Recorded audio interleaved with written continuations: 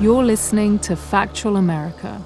This podcast is produced by Alamo Pictures, a production company specializing in documentaries, television, and shorts about the USA for international audiences.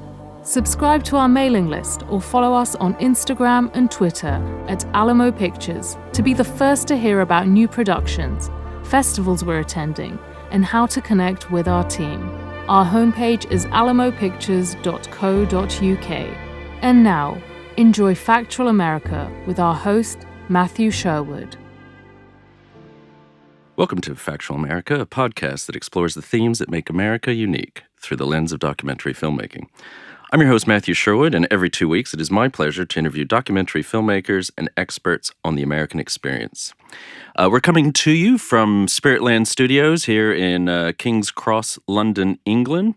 It's our usual home away from home, and today's topic is, quite topical. It's the 2020 U.S. presidential election, a Super Tuesday edition. We're recording this a couple of weeks ahead of Super Tuesday. We're going to turn this one around quickly and get it out to you ahead of the big day. And our guest today is Adithya Sambamurthy, fellow Texan, producer, director, and camera operator based in London. So welcome to the show, Addy. Thanks for having me. Yeah. Addy has over 15 years experience, works on television documentaries, web series, numerous independent productions. He's won a News and Documentary Emmy Award, so congratulations. You're our first Emmy Award winner to have on the show. You've got a Peabody, so you've been nominated for Emmys 3 times. And he's spent 2016 and 2018 on the campaign trail, and I gather you're headed back out there in a few weeks' time, isn't that right? That's right, yeah. Okay.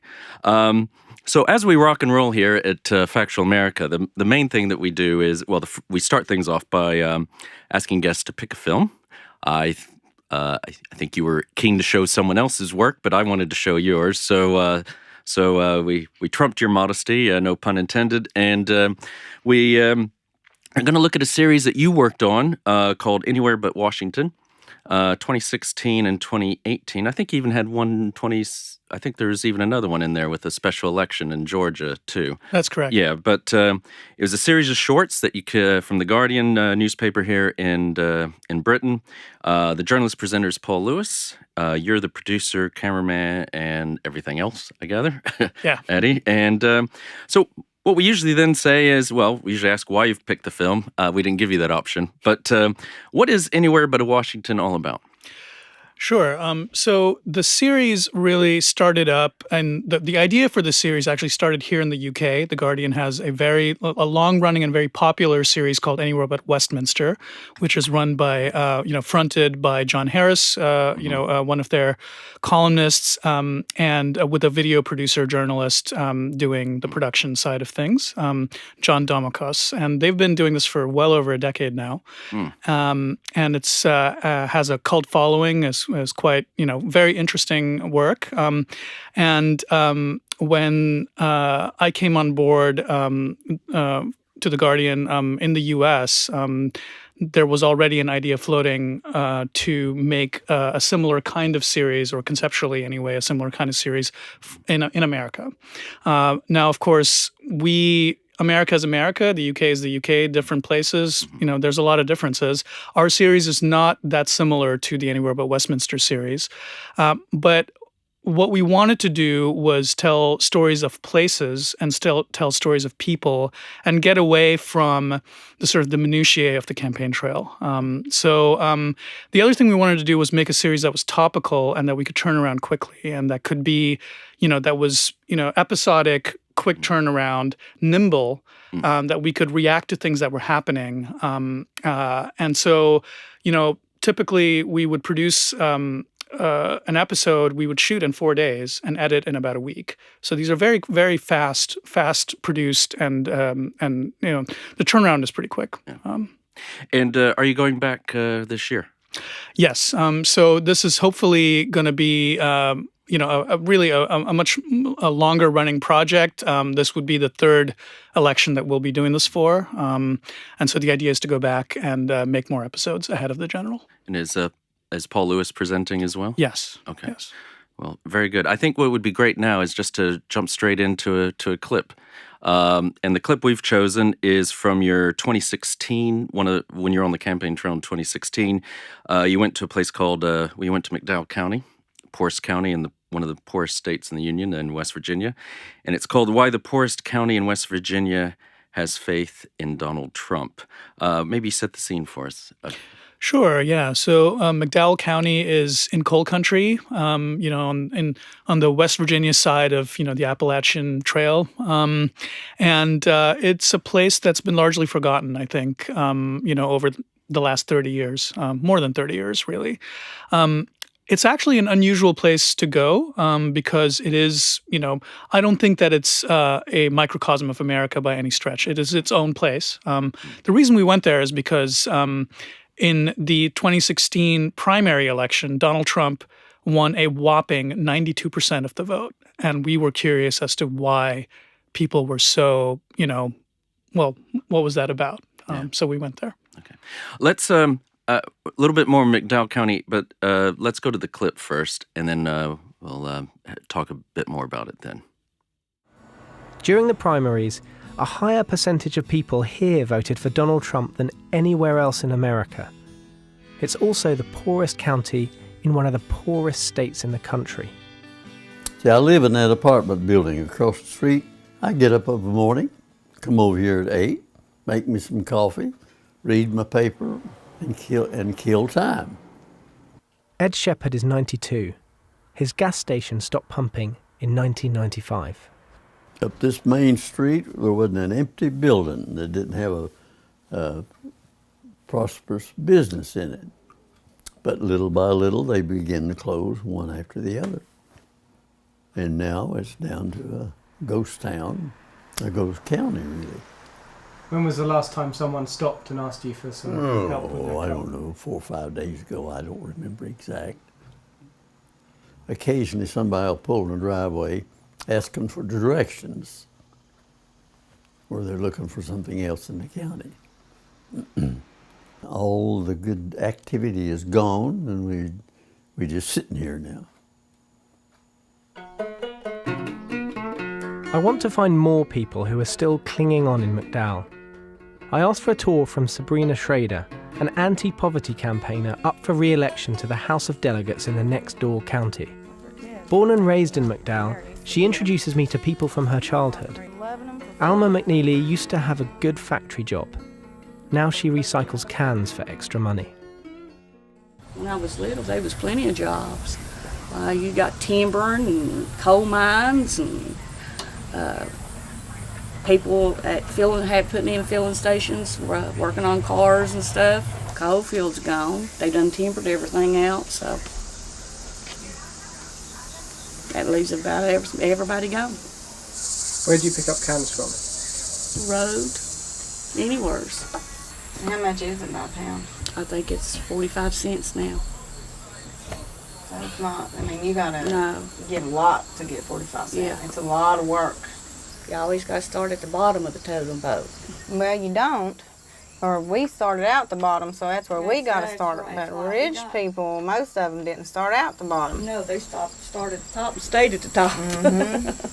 So it's impossible for them to have our perspective and understand what to do to help millions of poor people when they haven't been poor themselves. They can't design a system that's going to help us. What is the appeal of Donald Trump? People are desperate for hope. Trump says, I'm going to make America great again. And they want to believe something good. They'll do just about anything for a job because they want to feed their families. So they're getting tricked, they're getting manipulated, and they believe things are different than what they are. Okay, I think that's a great clip. I mean, as you've already alluded to, I think it's mentioned in the film. We at Factual America have our own researchers who've done a little research. It's lowest life expectancy in the U.S. McDowell, it's declined actually. 3.2 years for men and 4.1 years for women between 1985 and 2013. Highest rate of drug-induced deaths in the U.S. out of all the 3,000-something counties.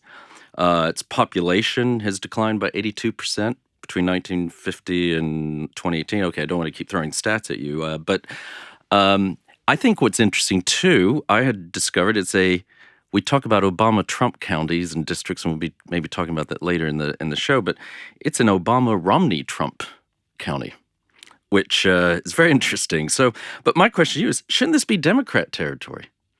Yes. I think if you were to think about the people, so the people that we spoke with, many of them had been lifelong Democrats. These are folks who, or at least grew up in families that had been Democrat, because these were, this is coal mining country. Unions used to be very strong here. These are blue-collar Democrats, or were blue-collar Democrats. I think the shift away from the Democratic Party has been long coming there. This is not a Donald Trump phenomenon necessarily. This is very much something that's been going on for a long time. However, I think that the consensus of, since, I would say since the late 80s, the sort of the political consensus that was reached has largely, people feel sidelined by the political consensus that America, or the American, let's say, the establishment sort of embraced. And so people were looking for changes. So I'm actually not that surprised that this is a county that went for Barack Obama and then for Mitt Romney and then for Donald Trump, because they were looking for change candidates. And while Romney may have not necessarily campaigned as a change candidate, he was a change from Barack Obama. Right. And I guess in this particular case, maybe I'm sure the Obama administration wasn't necessarily known as being coal-friendly, so I think that probably turned a lot of people off as well. That's exactly right. But as you say, this is a trend that's been long coming. I'm old enough to remember when West Virginia was, it was almost assumed it would always be on the Democratic side of things. It hasn't been Democratic for many election now, and I think McDowell County sort of was lagging behind the rest of the state in some ways. But what are the Democrats getting wrong, do you think? I will defer to the people that are sort of on the ground there.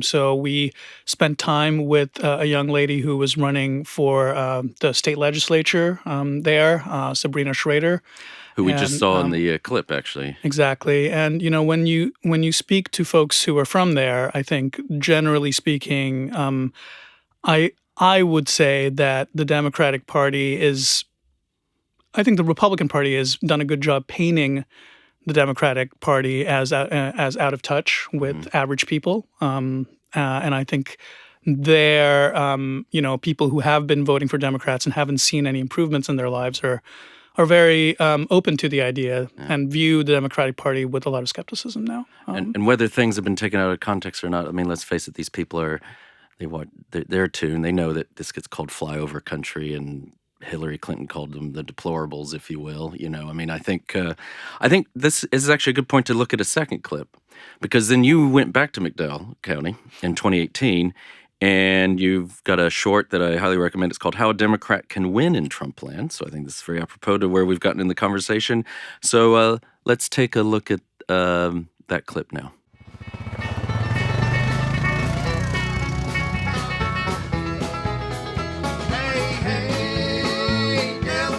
How's the economy doing around here?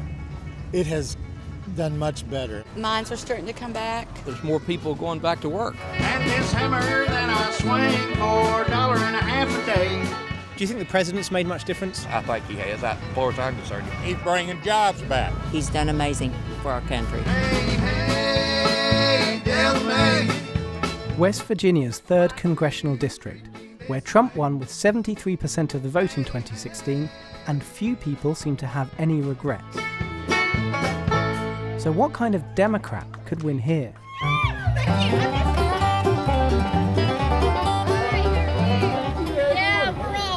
Meet Richard Ojeda, retired Army major, populist Democrat, and former Trump voter.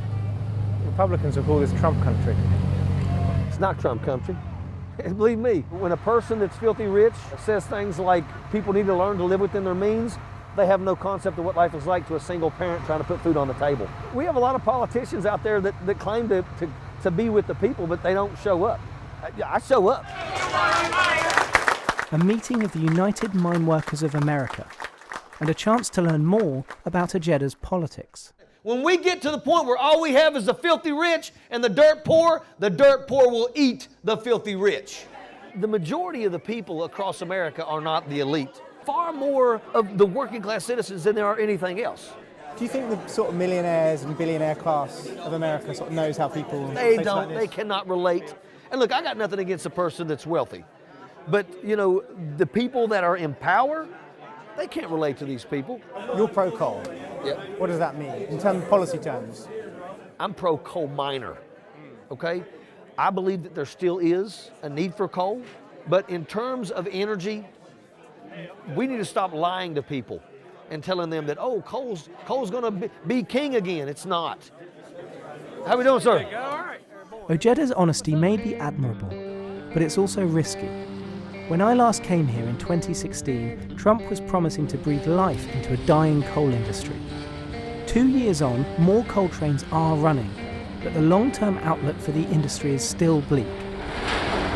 But the optics look good for Trump, heading into midterms with a strong economy and low unemployment.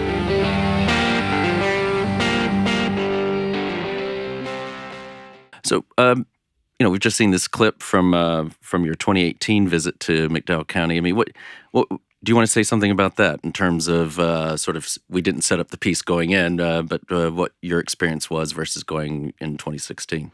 Yeah. So we, you know, decided to go back. Paul, actually, this was Paul's idea, Paul Lewis, the correspondent, and revisit with some of the same folks that we met in 2016 to see what had changed now that Donald Trump was the president, and they had believed in him early on. And, you know, I think as you can see from the clip, you know, there is a perception that things are better. And, you know, it's hard to put a number to people's beliefs and hopes and aspirations. So in 2016, Sabrina Schrader says, you know, they're looking for they're looking for hope. They're hopeful now. Yeah. He's the president, you know, and they believe that things are getting better. You know, I think that the pervasive feeling that we found talking to people, you know, at county fairs, you know, at shift change from the local coal mine, like coal miners who were coming off of their shift, was that a sense of hope and optimism. And you know, a memorable line that we were told was that, you know, the local coal miners were calling coal trains Trump trains. And I think that says a lot about the perception of how things have changed. And are you going back to McDowell County? Do you know yet? That's the plan. So we want to go back. Unfortunately and really sadly, Pawpaw, who is the elderly gentleman who we met twice, who is Sabrina's grandfather, passed away. Okay. But we still hope to go and spend time in the community. You know, it was very tempting to maybe show some of the clips with Pawpaw in there, but you can't understand anything he says. So unless you're watching this and not listening to it on a podcast, you would not get anything out of those segments, I think. But no, I'm sad to hear that, actually. By the way, is the 92-year-old guy in the first one, do you know if he's still around? Or That's a good question. We tried to locate him, but we couldn't. I'm not sure. Okay. I thought he was a very compelling character. Great interview. Absolutely. So you've been 2016. We mentioned special election 2017. We've got 2018. You've been on the campaign trail all across the U.S., not just West Virginia. What struck you most? I think in 2016, the thing that I was surprised by was the anger that was there. I guess, you know, I lived in Texas. I worked and lived in the South for a long time. I thought that I had a good sense of, you know, just general political perceptions. But I was surprised by how angry people were in 2016. So even angrier than, you know, the Tea Party movement that we saw sort of 10 years ago or so. I think a lot of that same kind of anger. Yeah, I think that's carried over. But, you know, to me, at least, the Tea Party was, you know, it was in my opinion, was very much a segment of the a fringe of the population, if you will. I'm talking about just regular people. We're not showing the clip actually, but it reminds me of one you did on the border wall. So you went to Arizona in the Sonora Desert, and then you also you went to Sun City, mostly a retirement community, and you talked to a lot of people there. It's the Republican Party, I think, meeting. And what struck me was the anger there. And Paul even says something to the fact that, he feels a little bit threatened, even especially when he meets Trump voters, I should add. But what was your reception? Because you were talking to me earlier about how actually being now based here and representing a British newspaper, and you got a different reception than you might have had otherwise. Maybe you can say a little bit about that. Yeah. So I do believe that coming from so the way this tends to work for the series is that I am usually the first point of contact for us in terms of reaching out to people that we do a fair amount of sort of pre-production, as it's called, which is to say I just make a lot of phone calls ahead of time, try to figure out where we might want to be. Of course, we pivot depending on what we think is happening once we get somewhere, but there is sort of a basic infrastructure in place. So the thing that I find I've been I think is different from working for an American news organization is that a lot of Americans are very skeptical of, or a lot of Republicans, I should say, are very skeptical of mainstream news organizations in America, if not downright hostile. And that is very different when you're coming from the UK. So a lot of people, in 2016, not that many people had really heard of The Guardian, didn't really know much about the organization. We were able to get into rooms and have candid interviews with people that I don't think we would have been able to get if we had come from an established mainstream American outlet. Yeah. Interesting. That started to change in 2018. I think people started to sort of look at the series. They started to back around us more, and there was more hesitancy. But I'd like to think that at the end of the day, we've tried to be fair and even-handed to people, and even people that. We've had emails, and responses from people who we interviewed who said, you know what, I didn't appreciate everything, but I thought that I came off fairly, which is, all I can, which is all we can hope for. Yeah, and I think that's very interesting. I mean, I'm a pretty middle of the road kind of guy, and I think I thought it was well done. I think back. I think The Guardian's probably learned its lessons as well.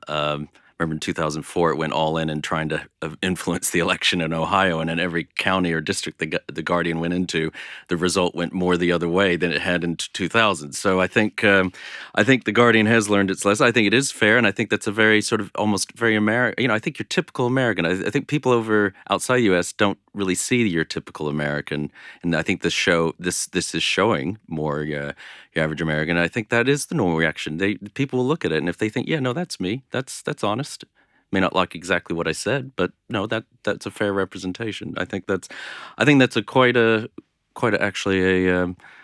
big stamp of approval for the series. So hold those thoughts. I think we're going to get now to the 2020 election, but we just need to take a break for our listeners. You're listening to Factual America. Subscribe to our mailing list or follow us on Instagram and Twitter at Alamo Pictures to keep up to date with new releases and upcoming shows. Check out the show notes to learn more about the program, our guests, and the team behind the production. And now, back to Factual America. Welcome back to Factual America. Just talking to Addy here about his experiences on the campaign trail. And now let's look ahead, because I think your bags are nearly packed. You've got your tickets probably booked. You're heading to the U.S. in a few weeks' time in the 2020 primaries. And we've got a big day coming up. 3rd of March is what's called Super Tuesday. It's the biggest Super Tuesday ever. Mainly because California has brought its primary forward. Texas is participating, so a good bulk of the delegates that are up for grabs, a good third of the delegates that are up for grabs are going to be decided on that day. So maybe you can talk about what are you seeing in this race sitting here in London? You got an interesting perspective now. What are you seeing? Similarities between 2016, 2018, and the differences. So what are the similarities you're seeing? I mean, I think a lot of the same. I'll start with the differences, actually, because I think the differences are really striking. Okay. I do think that the Trump campaign, from what I saw in 2016 and what I'm seeing right now, and I haven't really been on the ground yet, but hopefully, I'll have a better sense of it when I start to do that. I think the Trump campaign is much more organized than they were in 2016. I think they're much more professional. I think they have a very, they're much savvier and much slicker than they were. And I'm not the expert, and I've not spent much time on campaign trails, but that has struck me too. Little things that are going on in terms of how they're able to dominate the news cycle or use the news cycle to their advantage, even when it should be favoring the Democrats. I wasn't quite sure what to make of it, but they did this whole get out the vote campaign in New Hampshire. So Donald Trump doubled the vote, of any sitting incumbent Republican president. He's doubled the votes. This is a primary that no one should even be bothering going to. It's a foregone conclusion. He's the candidate. And it does seem like, yes, there's something here. I think they're going to be quite a juggernaut in come November. Absolutely. I think, whether you're looking at the metrics or you're looking at how they're positioning themselves to certain segments of the population, I think that it's quite sophisticated, actually. Whether it's fundraising or whether it's, I was looking at their, their Latino outreach, operation, for example. If you compare that with 2016, it's a world of a difference. And so what about, with that in mind, what about the Democrats? What do you see? Famously, Will Rogers, the American humorist, he said, I'm not a Democrat. I'm not a member of an organized political party. I'm a Democrat. I think we're seeing a little bit of that this time around. What are your impressions?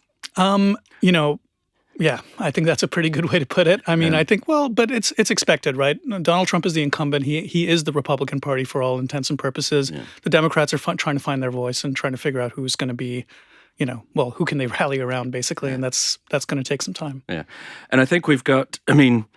Everyone thought it was going to be.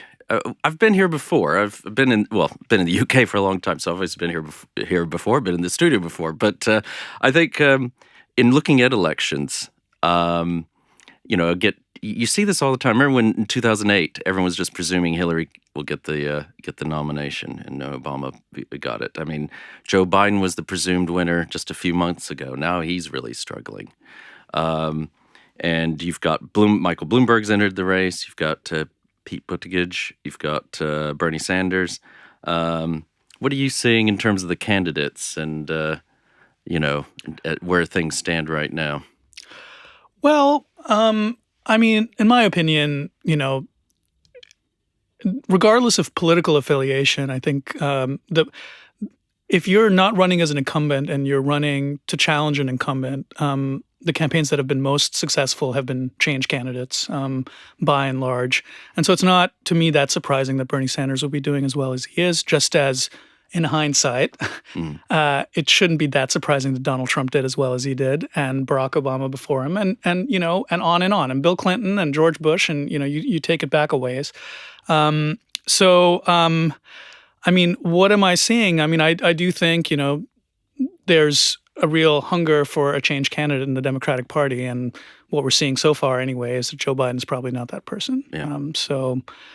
Beyond that, I really don't know. I'm very interested in being there and sort of seeing it unfold and observing. Well, I think you're talking about change candidates, and obviously Trump ran against Washington establishment. It was all about draining the swamp and doing all kinds of other things. I think that takes us. It's a good point to go to another clip of yours, not from McDowell County this time. Actually, even though it's anywhere but Washington, you actually went to Washington. In 2016, and looking at how Donald Trump was going to fare, I thought it was an excellent piece because it showed his supporters showing up. These aren't your typical Washingtonians that you come across, whatever your political stripe, having having lived there myself. So this third clip, it's from Hope Against Hypocrisy as Donald Trump joins the swamp. And this one is an interview with Sally Quinn. So you want to set that up for us a little bit? Sure.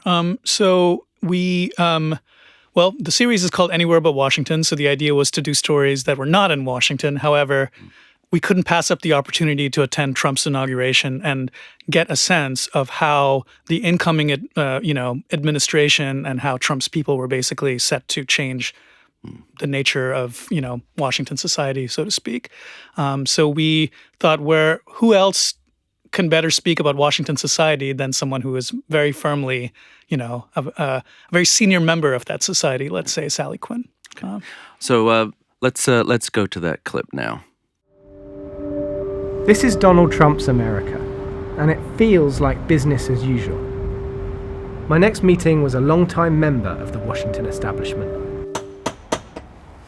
Sally Quinn is a writer, socialite, and gatekeeper to the political elite. People run against Washington. They have to run against Washington. As outsiders. Because you can't possibly get elected unless you trash Washington. But once you get here, you are the swamp. You run the show. You are Washington. You are everything that you ran against. You represent everything that you say you hate and that people in the country say they hate. And so that poses a real problem. Trump obviously was elected on a promise of transforming Washington, of cleaning it out. Do you think it's going to happen? Ain't going to happen. I think that, some of the people he's brought in, there are a lot of millionaires and billionaires, and I think that they'll be entertaining, and I think there'll be a whole new sort of Republican group. But generally, Washington kind of goes about its own business, and that's been true since, I think, really the Nixon administration. The end of Inauguration Day, and the start of a night of hobnobbing. Inauguration balls have been a feature of Washington for 2 centuries. Some people say presidents come and go, but Washington never really changes. Access to the establishment doesn't come cheap. Corporate donors have been spending up to $1 million for tickets to events like these.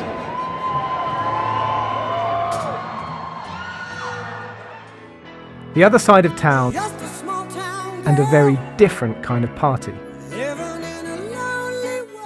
The Deplorables' inaugural ball was an unofficial gala for Trump supporters.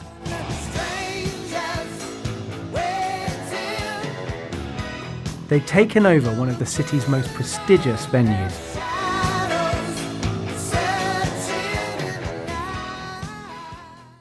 So I think it's a great clip. I mean, as someone who lived in Washington in the 90s, I think Sally Quinn is so typical of what you find in parts of Washington. I noticed earlier in that piece you went to Ben's Chili Bowl, which I was happy to see because I used to live around the corner from there, and that was my local place of calf of choice. But I think she's so she's got this view that Washington's just going to eat Donald Trump and spit him out, or if he doesn't adapt and become firmly Washingtonian, and then you go straight from there. And you go to this Deplorables inaugural ball, and I have been to an inaugural ball, and that's not like any inaugural ball that I've ever seen. And I thought quite a contrast there. Now, how does Trump pull this off? He's no longer the change candidate, is he? Or how is he going to keep running against Washington when he's firmly in Washington? It's a really good question. I think that everything we've seen, a lot of what we've seen in the last, since he's been elected, has been his, or his people's attempts to run against Washington. So whether it's rhetoric around the deep state, the various, pushing back against the various scandals, the impeachment process, et cetera, they are fighting Washington all the way. And I think they'll continue to do that. In some ways, in terms of campaign strategy and PR, his impeachment, all of that is working in his favor. He gets to claim outsider status even as, he becomes the establishment and is the establishment. So what are you expecting to find when you land on the ground in a few weeks' time from the campaign trail? I mean, I know you don't want to prejudice yourself. You want to just let the cameras roll and see what you find. But what are your sort of expectations going out there this time around? I really, at this stage, I have sort of general ideas around storylines that I'm interested in or lines of questioning, let's say, that I'm interested in. But I don't really have any expectations, I should say. I also I haven't. It's been interesting, living in the U.S. and covering U.S. politics when you're it's in your bloodstream. Like, you can't avoid it, especially in the Trump era. You just cannot get around it any which way. And you don't have to be a journalist. You could be just a person who's living and breathing. I think living here, it is a bit different, and I don't want to go in with any assumptions, I guess. And so are you going to ask the Ronald Reagan question? Are you going to ask people, are they better off now than they were 4 years ago? Absolutely. Yeah. Absolutely. Yeah. But I think, as we saw in West Virginia, it is a question of perception, and perception is a very powerful motivator. All right. So it wouldn't be, we couldn't have a special edition Super Tuesday episode of the podcast if I didn't ask you for some predictions. Not for the November. I'm not going to put you on the spot, because we're hoping to have you back if we haven't scared you off after you come back from the States. But on Super Tuesday, what do you think? Or is it? Well, there are a lot of people that make a much better living than I do making predictions. That's not something that I really... and they're usually wrong. And they're usually wrong, and I'm sure I will be wrong as well. I do think... I think right now what I'm seeing is that change candidates are going to do very well. So I do think that candidates like Bernie Sanders, Pete Buttigieg, I think are going to surprise people and do better than they think. And I think establishment candidates are going to not do that well. Okay. And I didn't even have it down in my notes, but do you think America would consider a socialist? Can a socialist even get the Democratic nomination? And that's Bernie Sanders, obviously. Yeah, it's a good question. I think it is possible, but I also think that it's going to be a difficult general election if Bernie Sanders were to be the nominee. I just think there's a lot of opposition research that's not even out there yet, and I think that it's not going to be hard for the Republicans to paint him as an extremist. So I think it's going to be difficult. I guess they're going to be probably finding all kinds of archive footage from his younger days. And a lot of that stuff is already out there, and it's easy to find. I can find it. You can find it. Anyone can find it. And we don't even know. Well, I know that there's other stuff out there that that might come out. So.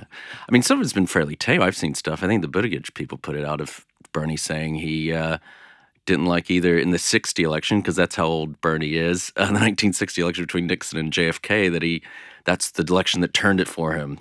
He sort of opposed JFK because he just saw him as part of this establishment.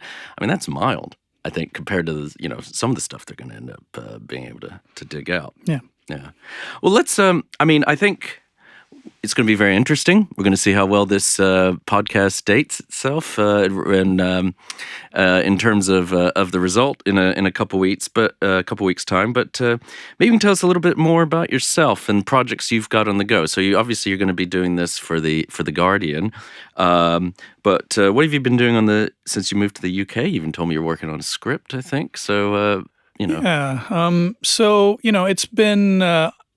It's been an interesting experience. I've been here almost 2 years now, and have worked a little bit here in the UK, but a lot of my work has taken me back to the US, and that's not going to be any different this year. I've got a couple other projects in the pipeline. We are finishing an hour documentary that is actually a reversioning of another series I made for PBS that actually focuses, it's also politics. Somehow I keep coming back to politics, but I was interested in ethnic minorities and who are Republicans and who are Trump supporters, or who got pushed into becoming Trump supporters for various reasons.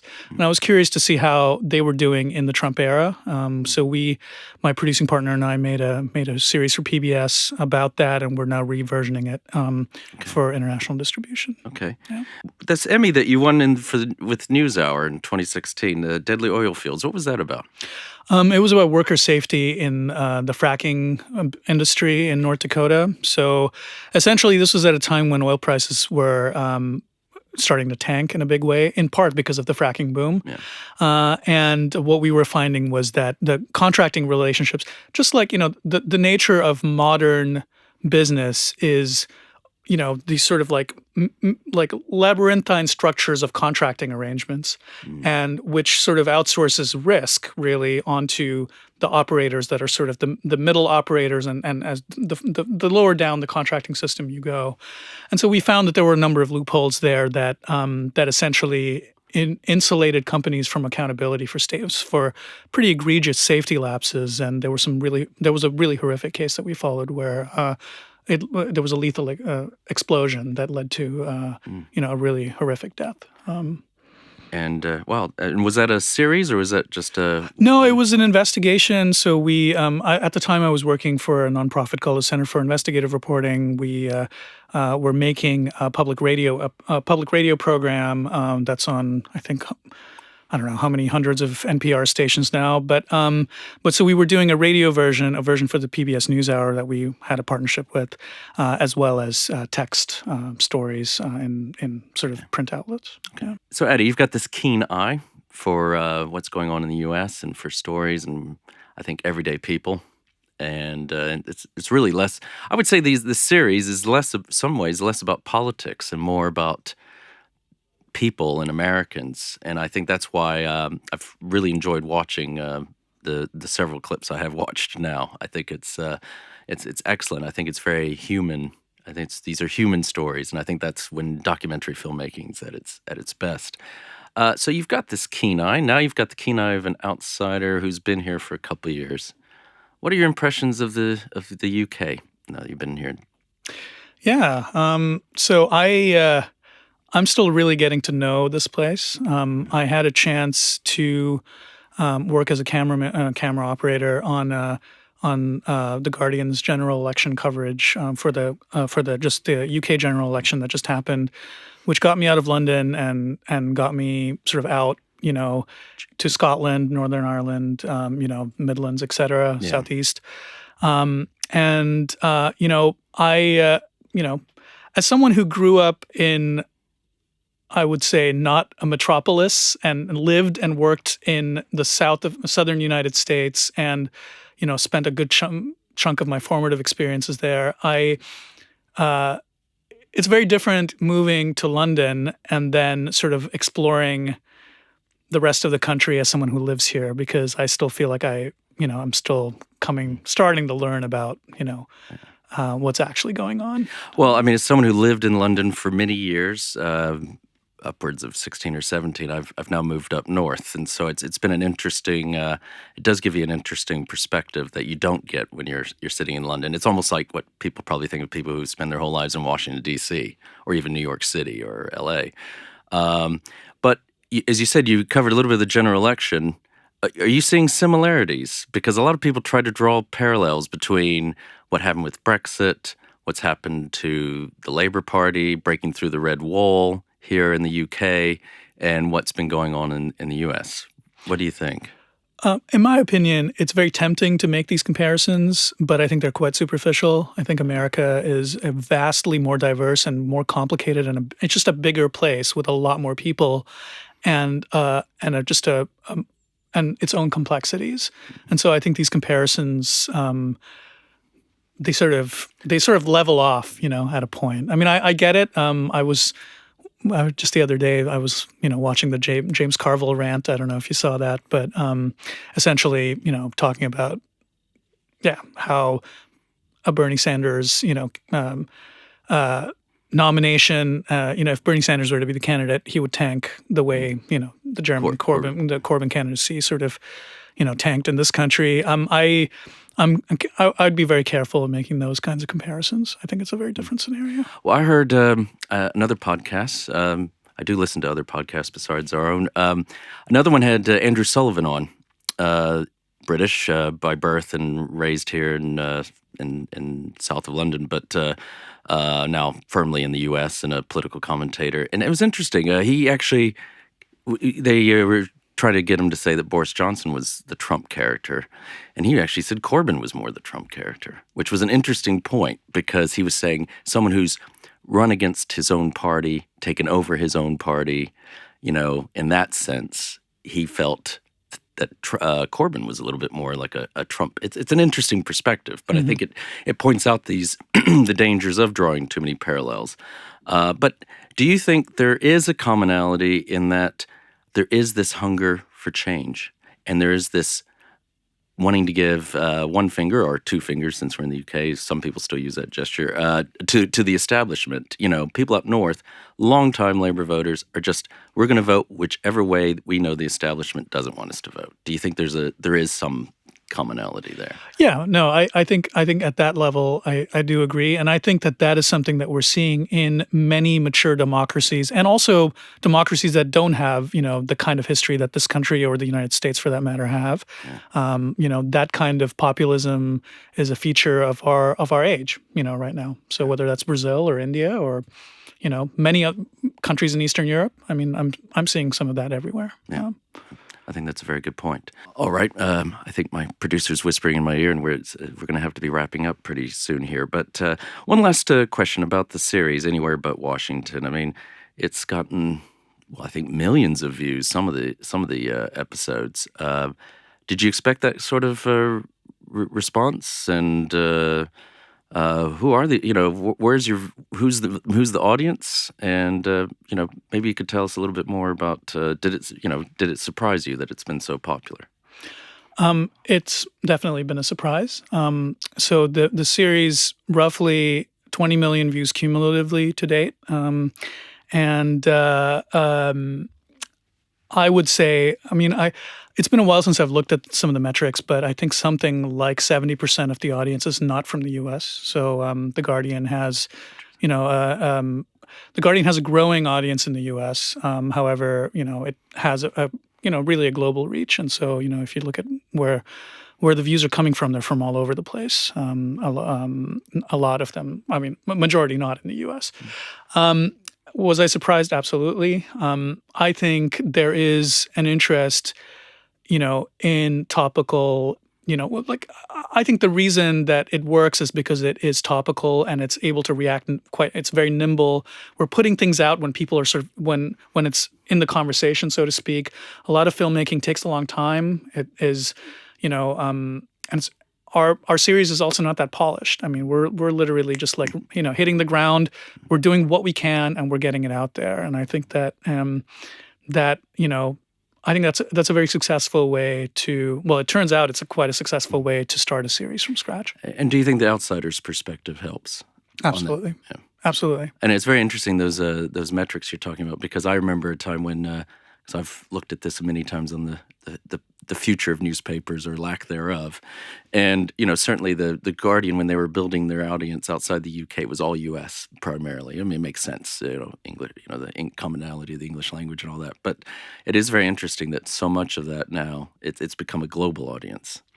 Absolutely, and I wouldn't underestimate the fact that the Trump phenomenon, for better or for worse, is people are just fascinated and curious. And so, and people outside the U.S. are also fascinated and curious. And so, I think that's reflected in our viewership. Well, like U.S. comedians and talk show hosts always say about certain political candidates, they hope to get, they do pull for them to get reelected because it's just fodder for their material. So, I think you have benefited. You've been at sort of right place at right time with this, haven't you? And also have done a great job in turning these things around so quickly. I just want to thank you, Adi, for coming on the show. It's been a pleasure having you on. It's Adithya Sambamurthy. we've been talking all morning about Anywhere But Washington. Where's the best way to? Is it still YouTube or Guardian site, or where's the best way? Yeah, I think if you were to just simply Google Anywhere But Washington and the Guardian, you'll find it. And we'll put something in the show notes that will be on the podcast. And where can we follow you? What's the best way to kind of keep track of you? I'm around. I'm on Twitter. I'm my website is adithsamba.com. Okay. Yeah. Okay. Again, we'll put that in the show notes as well. So those of you listening, you can just click on there, and it takes you to Addie's website. Well, I just want to say thank everyone for listening. I want to give a shout out to Spiritland Studios here for their hospitality yet again. And just to remind you that please like us and share us with your friends and family wherever you happen to listen or watch podcasts. And if you have any comments, feedback, we're always looking for our listeners to get back in touch with us, even ideas for future shows, guests. Please, again, the show notes, there's links to us, there's ways of reaching me or the show. And I think that's a wrap. And this is Factual America signing off. You've been listening to Factual America. This podcast is produced by Alamo Pictures, specializing in documentaries, television, and shorts about the USA for international audiences. Head on down to the show notes for more information about today's episode, our guest, and the team behind the podcast. Subscribe to our mailing list or follow us on Instagram and Twitter at Alamo Pictures to be the first to hear about new productions, festivals we're attending, and to connect with our team. Our homepage is alamopictures.co.uk.